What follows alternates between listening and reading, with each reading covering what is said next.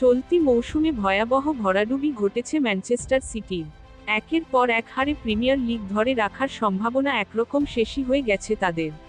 Champions লিগেও play of নিশ্চিত করতে বেশ ধুঁকতে হয়েছে দলটিকে। এখন শেষ 16 যেতে পেরোতে হবে রিয়াল মাদ্রিদের বাধা।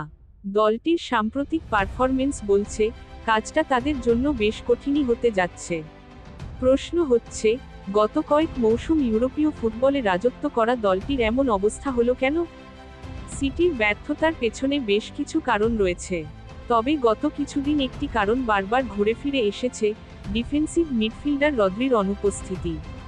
সাম্প্রতিক সময়ে সিটির মিডফিল্ডে প্রাণভোমরা হয়েছিলেন রদ্রি। নিচ থেকে দলকে অর্কেস্ট্রার কন্ডাক্টরের মতো চালিত করতে পারেন ব্যালন ডি অর্জয়ী এই ফুটবলার। ফলে এসিএল অ্যান্টেরিয়র ক্রুশিয়েট লিগামেন্ট চোটে রদ্রির মৌসুম শেষ হয়ে যাওয়ার পর সেই সুর একেবারেই কেটে গেছে, যা এখন পর্যন্ত খুঁজে পায়নি দলটি। দলের এমন দুর্বিষহ পরিস্থিতিতে সমর্থকসহ সংশ্লিষ্ট সবার চোখ এখন রদ্রির ফেরার দিকে। চোটে পড়ার সময়ই অবশ্য জানা গিয়েছিল, মৌসুম শেষ হওয়ার আগে আর ফেরা হচ্ছে না রদ্রির।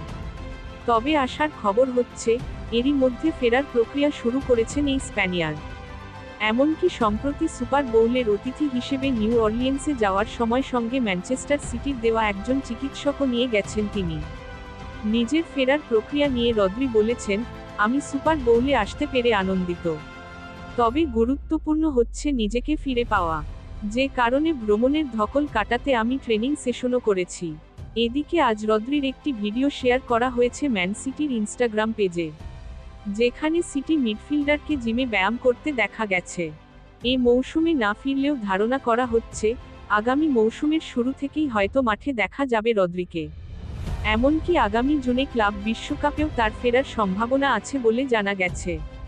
তবে সিটি কোচ পেপ গার্দিওলা গত সপ্তাহে বলেছেন, তিনি চান না রদ্রি তাড়াহুড়া করে ফিরে আবার ঝুঁকিতে পড়ুক। বরং পুরোপুরি ফিট রদ্রিকেই দলে পেতে চান সিটি কোচ।